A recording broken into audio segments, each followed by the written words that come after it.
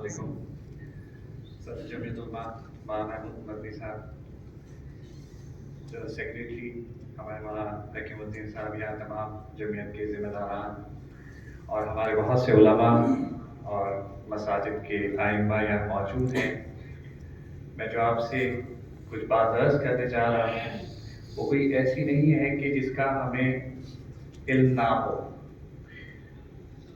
کوشش یہ ہے کہ اس کے بارے میں کچھ سنجیدگی آ جائے۔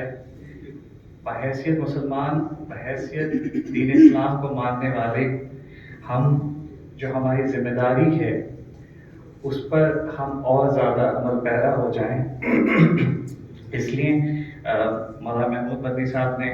مجھے حکم دیا کہ میں بات کروں، تو بات کرنے سے بہت کتراتا ہوں۔ جیسا کہ آپ کو معلوم ہے کہ جو آج کا دور ہے اس میں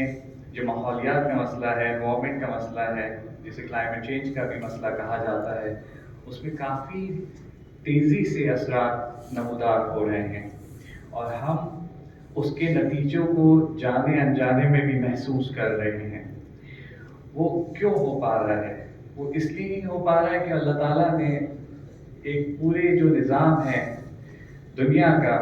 کائنات کا، اس میں ایک توازن، ایک بیلنس، ایک طرح کا برقرار کیا، بنایا، اور ہمارے لیے امتحان کے لیے یہ چیز رکھی کہ ہم اس جو توازن ہے اس توازن کو برقرار رکھتے ہوئے، اس کی احتیاط رکھتے ہوئے اپنی زندگی کس طرح سے بسر کریں۔ پر آج افسوس کی بات یہ ہے کہ یہ جو تمام طرح کی آرائشیں ہیں اور ضرورتیں ہیں، اس سے ہم نے اپنی ضرورتوں کے مطابق جانے کے بجائے اس سے تجاوز کر دیا ہے، اور اس وجہ سے دنیا میں یہ جو تمام طرح کے جو مسائل، خاص طور پر آلودگی کے متعلق یا ماحولیات کے متعلق جو مسائل آ رہے ہیں، اس کے بڑے نتائج ہیں۔ اور غالباً یہ جو مسئلہ ہے ماحولیات کا، انوائرمنٹ کا، وہ واحد دنیا کا مسئلہ ہے جس کے اوپر پوری دنیا کے لوگوں کا اتفاق ہے، سوچنے سمجھنے والوں کا اتفاق ہے، ملکوں کا اتفاق ہے کہ ایک یہ پریشانی ہے، ایک بڑی چنوتی ہے، ایک بڑا مسئلہ ہے۔ باقی تمام طرح کے مسئلوں پہ سب کا اختلاف ہے، پر اس سب اتفاق کے باوجود، بہت زیادہ کوششوں کے شور شرابے کے باوجود بہت زیادہ اثر نہیں آ پا رہا ہے چیزوں کو لے کر۔ اور جب اثر نہیں آ پا رہا ہے اور نتیجوں کا ہم احساس نہیں کر پا رہے ہیں، تو اس سے ایک مثبت جو سمت میں جانی چاہیے وہ چیز نہیں ہو پا رہی ہے۔ آپ سب کو معلوم ہے، میں آپ کو کیا عرض کروں، کیونکہ ہماری ایک دوست ہیں وہ یہاں آئیں گی، تو میں مختصر چھوٹی چھوٹی بات اس لیے میں نے کوشش کی کہ میں آپ کے سامنے رکھ دوں۔ آج کے دور میں جب پانی دنیا میں زیادہ کثرت سے بڑھتا جا رہا ہے،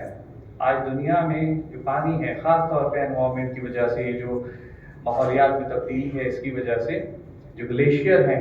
وہ پگھل رہے ہیں، اور اس کی وجہ سے جو پانی جو ہے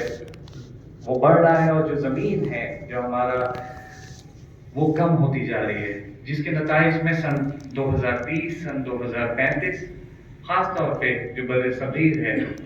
ہندوستان، پاکستان، بنگلہ دیش، اس کے اکثر جو ساحلی علاقے ہیں، ساحلی بستیاں ہیں، شہر ہیں، وہ ڈوب جائیں گے، وہ باقی نہیں رہ پائیں گے۔ اور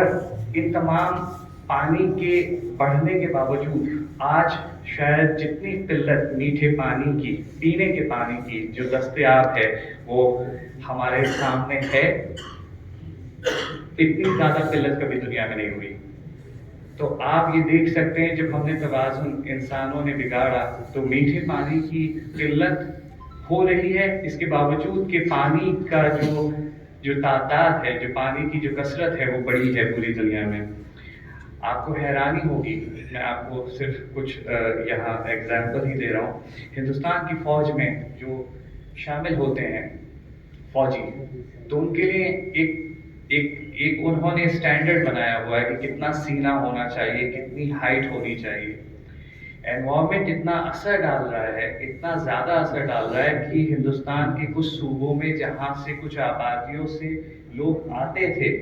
فوج میں، ان میں سے چنے جاتے تھے، ان کا سینہ اور ہائٹ اس لحاظ کے نہیں مل رہے ہیں جس لحاظ کے ہوتے تھے،